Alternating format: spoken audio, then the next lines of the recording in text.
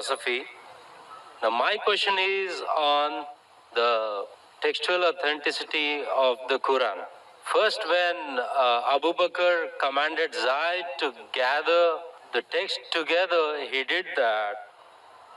But there is also written in Al-Bukhari, volume number 5, page 96, Abdul ibn Masud, he was the authority mentioned by Muhammad.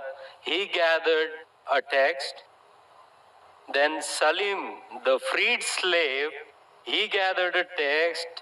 And also Ubay ibn Ka'b, a master reciter mentioned by Muhammad. And there are also other people who compiled their text. But when Usman became the Khalifa, he ordered Zayed to make replicas, 7 replicas of his text and sent it to the different parts and ordered those previous texts to be burned.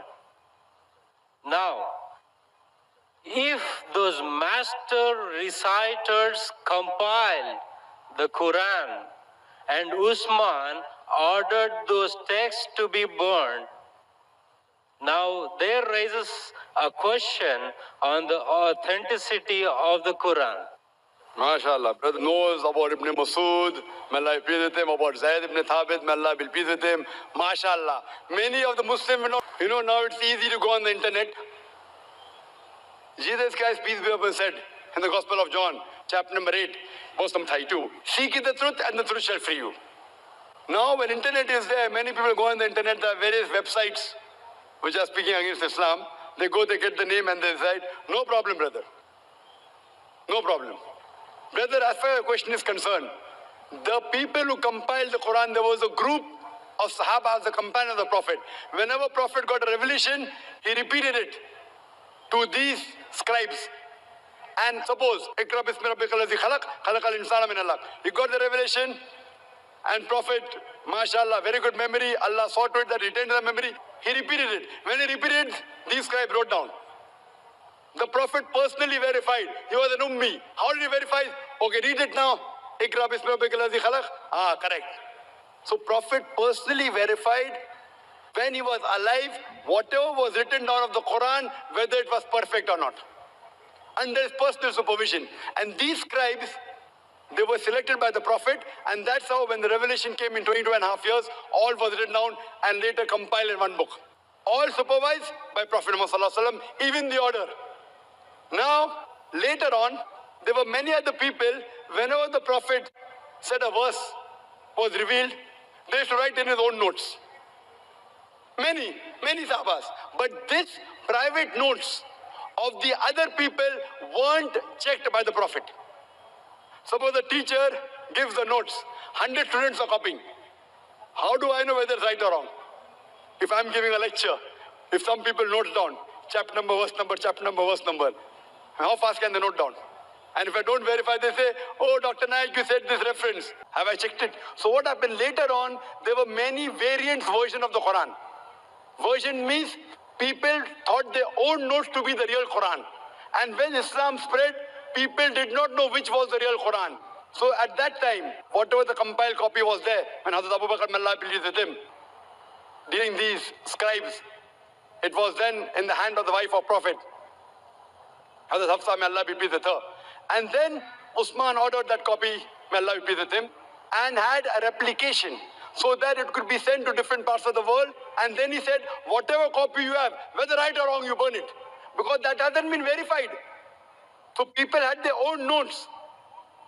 Suppose someone makes notes of my lecture, there are people making here notes. Maybe 80% is right, 90%, 100% is very difficult.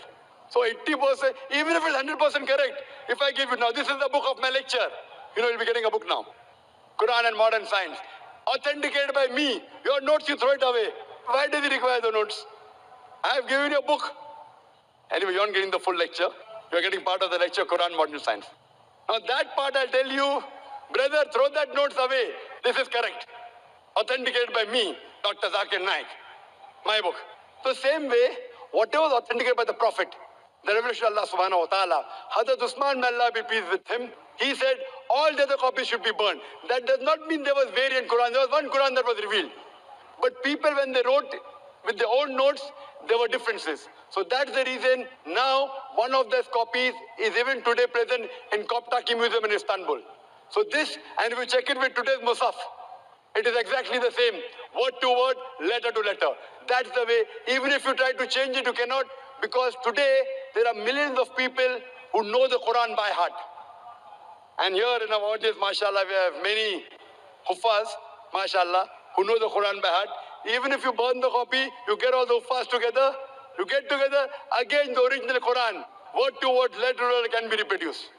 Hope that answers the question. But isn't it the same with the master reciters at the time of Muhammad, and the Zayd's text was compiled only after the death of Muhammad? That's totally wrong to say that. What we have to realize that Zayd ibn Thabit, he was appointed as the chief of the scribes. There were many Sahabas together, he was appointed as the chief. And this was personally verified by Prophet Muhammad sallallahu alaihi wasallam.